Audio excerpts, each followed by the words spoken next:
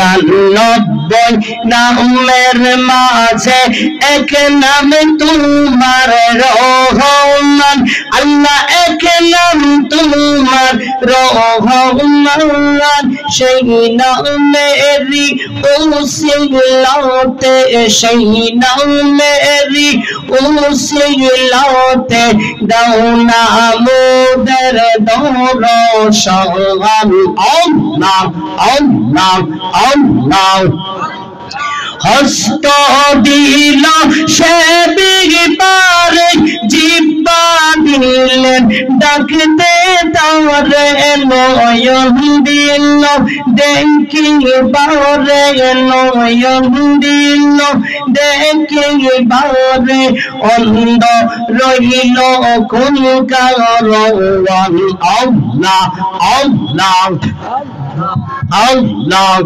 Allah, Allah, Allah, Allah, Allah, Allah, Allah, dome dome jopore naam Allah, Allah, Allah, Allah, Allah, domta kite jopore naam, domta kite jopore naam. Allah Allah Allah dome dome jopore naam Allah Allah Allah Allah Allah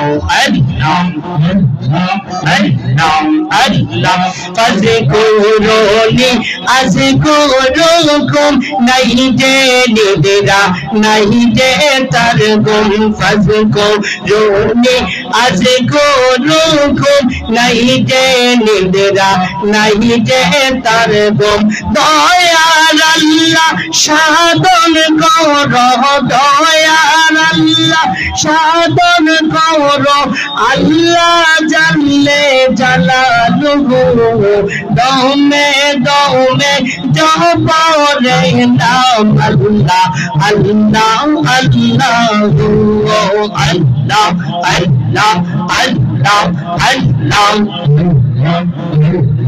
Allah তুমি মেহেরবান গো নবীজি তুমি মেহেরবান গো নবীজি তুমি মেহেরবান মাশাআল্লাহ আল্লাহ আল্লাহ আল্লাহ আল্লাহ আল্লাহ আল্লাহর কাছে পাগলে তোমার পবিত্র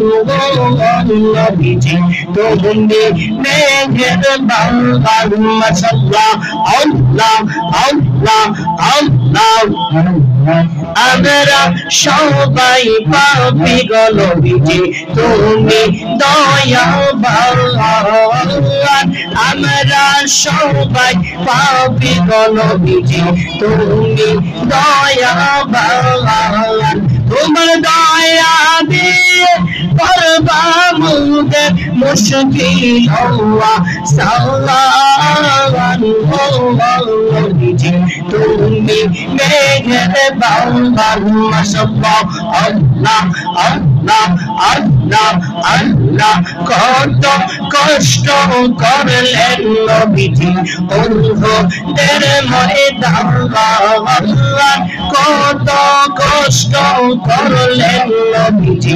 উহুদের ময়দানে আল্লাহ আল্লাহ দান মুবারক করলো শহীদ কাফের রবে মাওলান নবীজি তুমি মেহেরবান আল্লাহ আল্লাহ আল্লাহ আল্লাহ আল্লাহ আল্লাহ আল্লাহ আল্লাহ আল্লাহ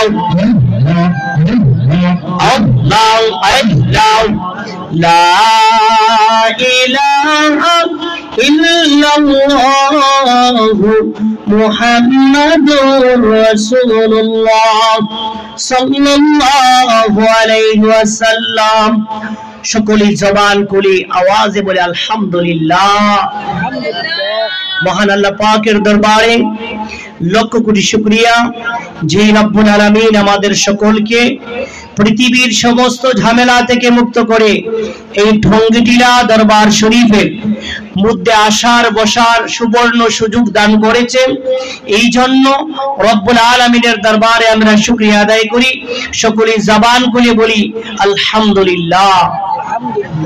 লক্ষ কোটি তারও চাইতে বেশি দুরূদ ও সালাতু সালাম রাসূল করিম রাউফুর রহিম নবী মুহাম্মদুর রাসূলুল্লাহ সাল্লাল্লাহু আলাইহি ওয়াসাল্লামের পবিত্র রওজা মুবারকে আল্লাহ পাক যেন কবুল আর মঞ্জুর করেন, সবাই বলি আমিন। আমরা মহান আল্লাহ পাকের মহান এক ওলির দরবারে এসেছি, ঠিক না বেটি? এই ওলির দরবারে আসা সকলের ভাগ্যে নসিব হয় না। আল্লাহ যাদেরকে কবুল করেছেন তাদেরকে এখানে আসার মতো সুবর্ণ সুযোগ দান করেছেন। বড় করে বলেন মারহাবা। আল্লাহ তাআলা এই পৃথিবীর জমিনের মধ্যে আমাদেরকে, আপনাকে, আমাকে, সকলকে সৃষ্টি করেছেন রব্বুল আলামিনের ইবাদত বন্দেগী গোলামি করার জন্য, ঠিক না বেটি?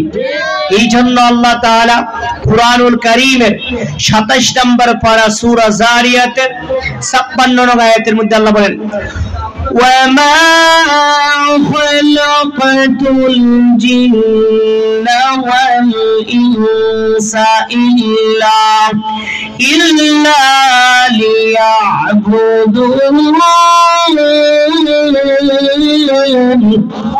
আল্লাহ বলেন, ও মুসলমান শুনো, আমি আল্লাহ পৃথিবীর জমিনে মানুষ এবং জিন এই দুইটা জাতিকে শুধুমাত্র আমি আল্লাহর ইবাদত বন্দেগীর জন্য সৃষ্টি করেছি। ও আল্লাহ জানতে মনে চায় আপনার ইবাদত করলে কি হবে, এই ব্যাপারে আল্লাহ কুরআনুল কারীমের 1 নম্বর পারা 2 নম্বর সূরা সূরাতুল বাকারার 21 নং আয়াতের মধ্যে আল্লাহ বলেন ইয়া আইয়ুহান নাস উবুদু রাব্বাকুমুল্লাযী খালাকাকুম ওয়াল্লাযীনা মিন ক্বাবলিকুম লাআল্লাকুম তাত্তাকুন।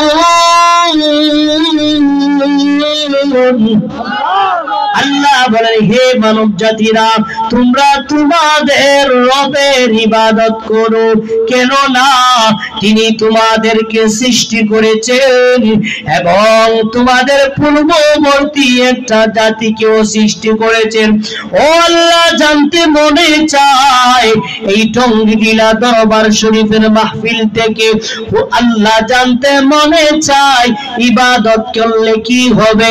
আল্লাহ বলেন, বান্দারে, যদি তোমরা ইবাদত করতে পারো তাহলে শোনো, আমি আল্লাহ তোমাদেরকে মুত্তাকি হিসাবে গ্রহণ করব। ও আল্লাহ জানতে মনে চায় মুত্তাকি হলে কি হবে, এই ব্যাপারে আল্লাহ কুরআনুল কারীমের 1 নম্বর পারা সূরা বাকারার 194 নং আয়াতের মধ্যে আল্লাহ বলেন ওয়া'লামু আন্নাল্লাহা মা'আল মুত্তাকিন। আল্লাহ বলেন, বান্দারে জেনে রাখো, নিশ্চয়ই আমি আল্লাহ মুত্তাকিদের সাথে আছি। এই পৃথিবীর জমিনে আল্লাহর রহমত দুই ভাবে নাজিল হয়। কয় ভাবে? দুই ভাবে। একটা হলো ডাইরেক্ট, আরেকটা হলো ইনডাইরেক্ট। একটা হলো সরাসরি, আরেকটা হলো মাধ্যমে। আরেকটা হলো কি? মাধ্যমে। আল্লাহ বলেন, বান্দা, এই পৃথিবীর জমিনে যদি শান্তির জায়গা খুঁজতে চাও, এই পৃথিবীর জমিনে যদি শান্তিপূর্ণ জায়গা পেতে চাও, তাহলে আমার মহান ওলিদের দরবারে যাও। কার দরবারে যাও? আল্লাহ বলেন, ইন্না রাহমাতাল্লাহি করিবুম মিনাল মুহসিনিন। আল্লাহ বলেন নিশ্চয়ই আমি আল্লাহর রহমত রয়েছে মুহসিন তথা আমার ওলির দরবারে। কার দরবারে? আল্লাহর ওলির দরবারে রয়েছে আল্লাহর রহমত। কার রহমত? আল্লাহর রহমত রয়েছে আল্লাহ পাকের ওলির দরবারে। কেন? তারা আল্লাহ তাআলার প্রিয় বান্দা। তারা আল্লাহ তাআলার কি? প্রিয় বান্দা। এই জন্য ভাবারা আল্লাহর ওলিদের সোহবতে আসতে হবে। আল্লাহর ওলিদের পথে এবং মতে চলার জন্য আল্লাহ তাআলা নির্দেশ দিয়ে বলেন, ইয়া আইয়ুহাল্লাযীনা আমানু তাকুল্লাহ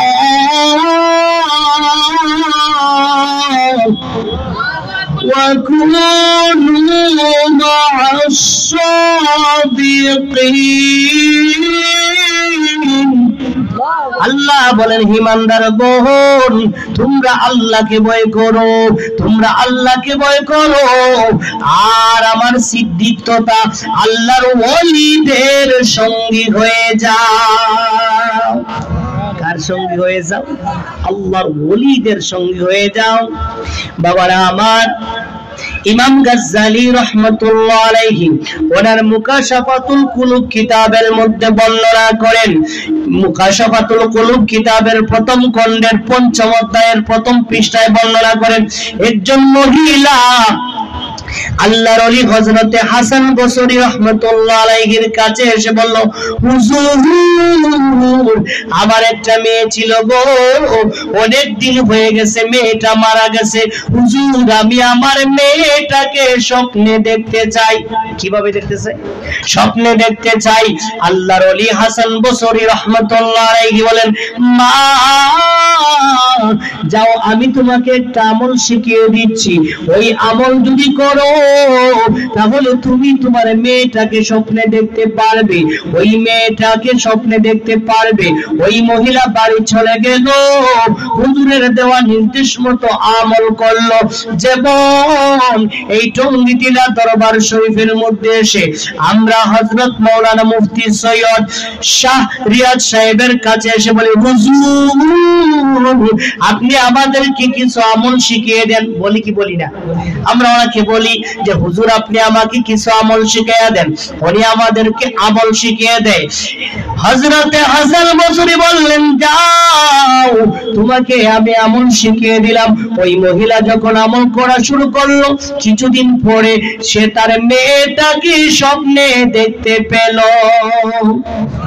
মেয়েটাকে স্বপ্নে দেখতে পেল। এই পৃথিবী ছেড়ে তো আমাকে আপনাকে একদিন চলে যেতে হবে, যেতে হবে কিনা?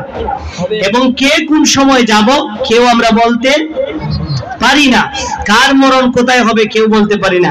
এই জন্য কবি বলেন, আমার মরণের কতদিন বাকি আমি জানিলাম না গো, আল্লাহ মরণের দিন বাকি আমার মরণের কতদিন বাকি আমি জানিলাম না গো, আল্লাহ মরণের আজরাইল আসিয়ার যেদিন হস্তে দিবা দড়ি, আজরাইল আসিয়ার যেদিন হস্তে দিবা দড়ি, সেই দিন আমার মনাবাই করবে লুকালুকি আমি জানিলাম না গো, আল্লাহ মরণের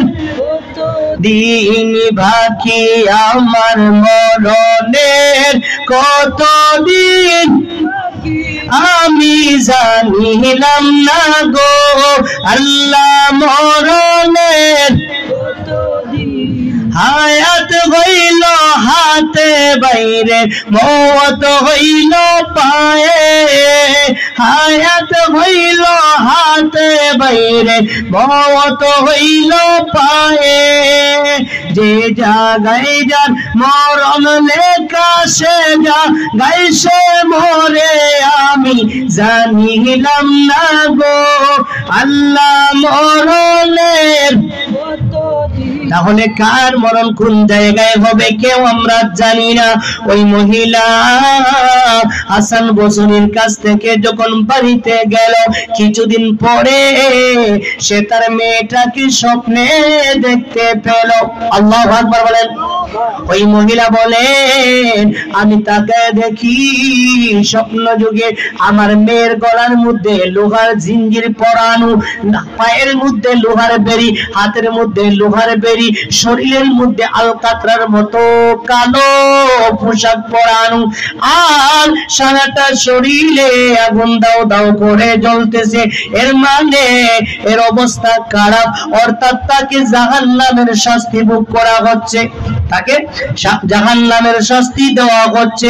মহিলা মনে মনে ভাবলো এখন যদি আমি হাসান বসরিকে গিয়ে বলি হুজুর আমি আমার মেয়েটাকে এইভাবে দেখেছি, তাহলে হাসান বসরি ভাববেন আমি হলাম গুনাহগারের মা।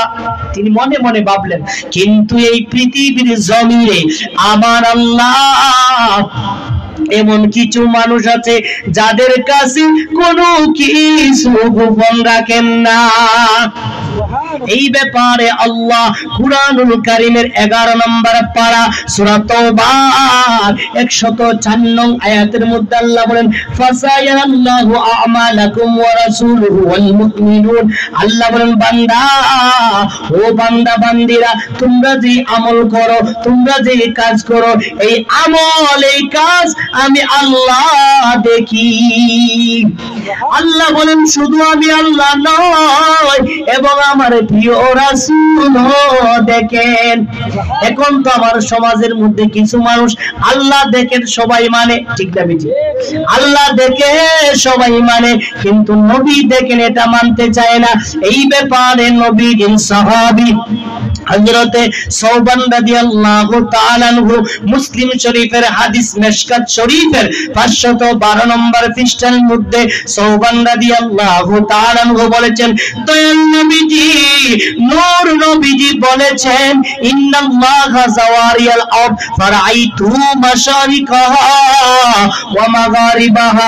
নবী বলেন আমার আল্লাহ এই পৃথিবীর জমিনটাকে আমি নবীর জন্য এত সংকোচ করে দিয়েছেন, এত ছোট করে দিয়েছেন। আমি নবী পৃথিবীর পূর্ব থেকে পশ্চিম পর্যন্ত যা কিছু আছে সব কিছু আয়নার মতো দেখতে পাই। শুধু তাই না, নবীজি বলেন ফাআল্লিমতু মা ফিস সামাওয়াতি ওয়াল আরদ। নবী বলেন এই পৃথিবীর যত জ্ঞান আছে, আসমানের যত জ্ঞান আছে, আসমান এবং জমিনের যত প্রকার জ্ঞান আছে, সমস্ত জ্ঞান আল্লাহ তাআলা আমি নবীকে দান করেছেন। এই জন্য তো দয়াল নবীজি তিরমিজি শরীফ 5 নম্বর খণ্ড 394 নম্বর পৃষ্ঠা 3733 নম্বর হাদিসের মধ্যে নবী বলেন আনা মাদিনাতুল ইলমি ওয়ালিউম বাবুহা। নবী বলেন আমি নবী হলাম জ্ঞান বিজ্ঞানের শহর। নবী হলেন জ্ঞান বিজ্ঞানের শহর, আর নবী বলেন ওই শহরে প্রবেশের প্রধান দরজা হলো মাওলা আলী। সুবহানাল্লাহ বলেন। নবীর চাইতে জ্ঞানী কি কেউ আছে? এই জন্য একটা গজল বলে কবি কি, বিজ্ঞানীদের বিজ্ঞানী আমগো নবীজি বলেন, বিজ্ঞানীদের বিজ্ঞানী এমন একজন দয়াল নবী খুঁজা পাইবানি। বলেন এমন একজন দয়াল নবী খুঁজা পাইবানি। বিজ্ঞানীদের বিজ্ঞানী আমগো নবীজি বলেন, বিজ্ঞানীদের বিজ্ঞানী আবু বকরকে সাপে কাইটা দংশন করিল, আম্ব নবীর থুথু লাইগা ভালো হই গেল। সুবহানাল্লাহ। ওই যুগে কি উজা বাগদা কিছুই ছিল নি, বিজ্ঞানীদের বিজ্ঞানী আম্ব নবীজি বলেন বিজ্ঞানীদের বিজ্ঞানী। বিজ্ঞানীরা রকেট চড়ে চাঁদের দেশে যায়, আম্ব নবী রকেট চারা মেরাজ শরীফ যায়। সুবহানাল্লাহ বলেন। ওই যুগে কি রকেট বিমান কিছু ছিল নি, বিজ্ঞানীদের বিজ্ঞানী আম্ব নবীজি বলেন বিজ্ঞানীদের বিজ্ঞানী। তাহলে নবীর মতো জ্ঞানী এই পৃথিবীর জমিনে আর কেউ হতে, আল্লাহর পরে সৃষ্টি জগতের মধ্যে আল্লাহ হলেন খালেক। আল্লাহ কি? আল্লাহ হলেন খালেক, নবী হলেন মাখলুক। আর মাখলুকের মধ্যে আল্লাহর পরে সবচাইতে সম্মানী মর্যাদাবান হলেন দয়াল নবীজি।